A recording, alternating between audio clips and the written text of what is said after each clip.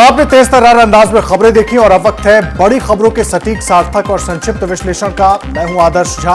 आपको बताऊंगा भारत के उस सुपर पावर शो के बारे में जिसकी गूंज चीन तक होने लगी है। नमस्कार, मैं आपके साथ सोनल। मैं आपको बताऊंगी कि कैसे एलएसी विवाद पर सरकार और विपक्ष फिर से भिड़ गए। नमस्कार, न्यूज एंड व्यूज में आपके साथ मैं हूं जिया शर्मा। मैं आपको बताऊंगी सीएम हेमंता बिस्वा शर्मा के उस बयान के बारे में जिस पर कांग्रेस अब भड़क गई है। नमस्कार, आपके साथ मैं हूं शगुन शर्मा। मैं आपको बताऊंगी कि चीन से हिंसक झड़प के बाद आम आदमी पार्टी और सीएम अरविंद केजरीवाल ने भारत सरकार को क्या सलाह दी है। नमस्कार, न्यूज एंड व्यूज में मैं हूं आपके साथ शिरीन और मैं आपको बताऊंगी यूएनएससी से आई सबसे बड़ी खबर के बारे में कि कैसे भारत के विदेश मंत्री ने 10 सेकंड में पाकिस्तान की धज्जियां उड़ा दी।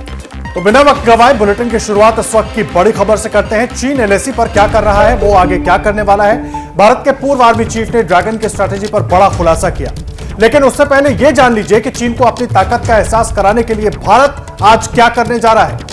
आज से इंडियन एयरफोर्स ईस्टर्न सेक्टर में एक बड़ा युद्धाभ्यास शुरू करने जा रही है।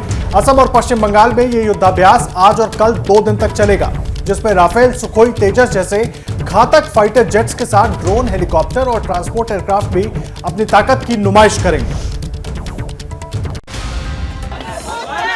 1962 में भारत चीन युद्ध विराम के बाद ये 6वीं बार है जब भारत और चीन के सैनिकों के बीच हिंसक झड़प हुई है।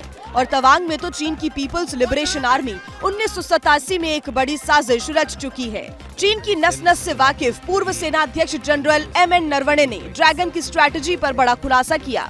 You see, China has been trying to alter the status quo along the LAC for many years, decades in fact.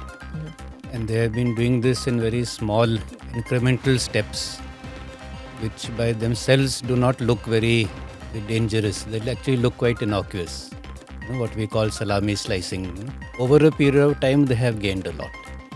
LAC पर चीन की हरकत के बाद इंडियन एयरफोर्स एक्शन में है। आज और कल असम और पश्चिम बंगाल में भारतीय वायुसेना अपनी मारक क्षमता का ट्रेलर चीन को दिखाएगी।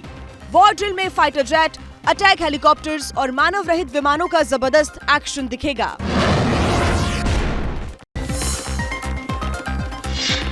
हेमंता बिस्वा शर्मा ने क्यों कहा कि असदुद्दीन ओवैसी को पागल, और कांग्रेस पार्टी ने हेमंता बिस्वा शर्मा से पूछे कौन से तीखे सवाल, देखिए इस रिपोर्ट में।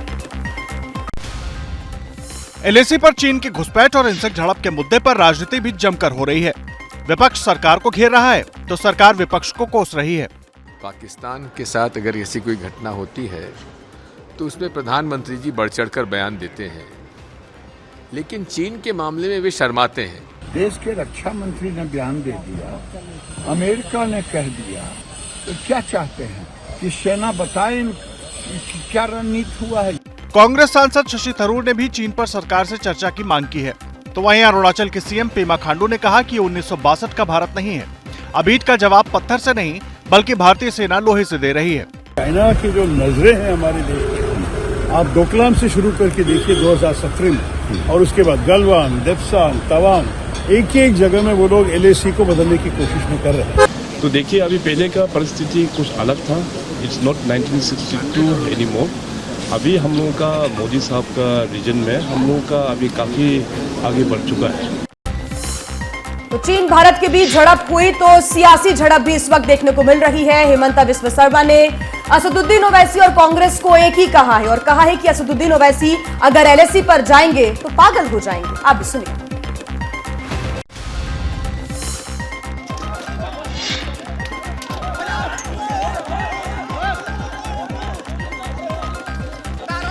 एलएसी पर हुई हिंसक झड़प के बाद असम के सीएम हेमंता बिस्वा शर्मा कांग्रेस और एआईएमआईएम दोनों पर गर्म दिखे।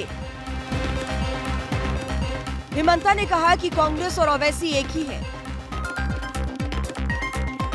दोनों को चीन से जुड़ी कोई जानकारी नहीं देनी चाहिए। ओवैसी टावांग जाने का उनका दम भी है क्या? एक दिन में वो पागल हो जाएगा। सेना डिसाइड करेगा कब क्या बताना चाहिए, कितना दूर किसको कॉन्फिडेंस में लेना चाहिए। सीएम हेमंता का बयान कांग्रेस तक पहुंचा तो जवाब देने प्रवक्ता गौरव वल्लभ आए। गौरव वल्लभ ने हेमंता के बहाने सरकार से कई सवाल पूछे। पर सरकार इतना क्यों डरती है? अप्रैल 2020 तक जहां पे भारतीय सेना पेट्रोलिंग करती थी वहां आज क्यों नहीं कर पा रही? सैटेलाइट इमेजेज में चीन के 200 घरों का गांव दिखता है हमारे एलएसी के हमारी तरफ।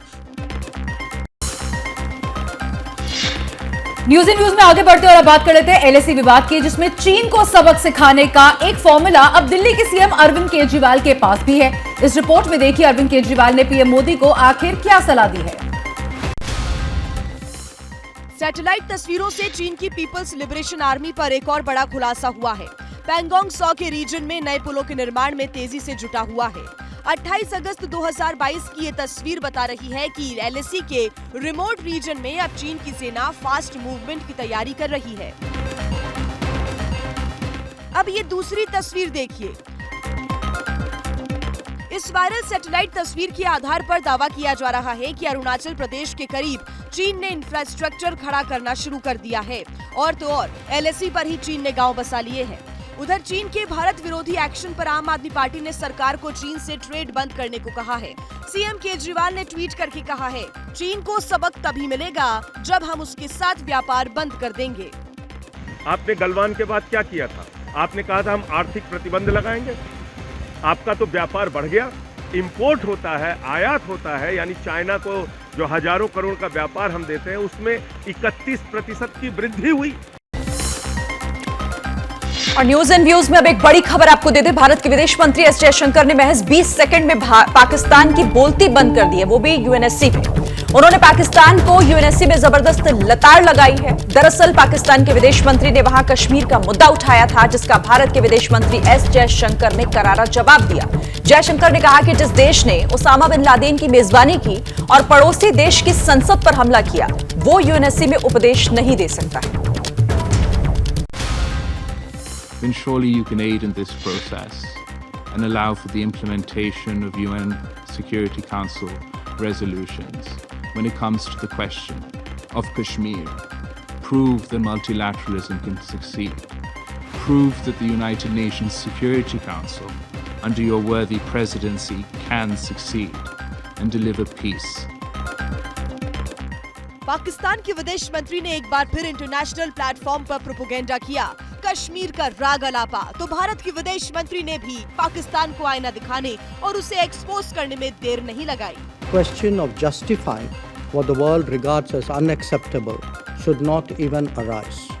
That certainly applies to state sponsorship of cross-border terrorism. Nor can hosting Osama bin Laden and attacking a neighboring parliament serve as credentials to sermonize before this council. विदेश मंत्री ने चीन को भी खरी खरी सुनाई। पाकिस्तान में बैठे मसूद अजहर, साजिद मीर, अब्दुल मक्की जैसे कई कुख्यात आतंकियों को बचाने का जिम्मेदार ठहराया। जैसे ही घड़ी का काटा दोपहर 2:30 पे आए, बबीता जी का दिल सास बहू साजिश के लिए मचल जाए। और ये है इनकी बहू, पूरे दिन ऑफिस की टेंशन हो जाए गॉन जब ये करें अपना फेवरेट शो फ्री टाइम पे ऑन। इनकी तरह आप भी देखें अपना फेवरेट शो अपने टाइम पर और डाउनलोड कीजिए एबीपी लाइव ऐप अपने स्मार्ट टीवी पर।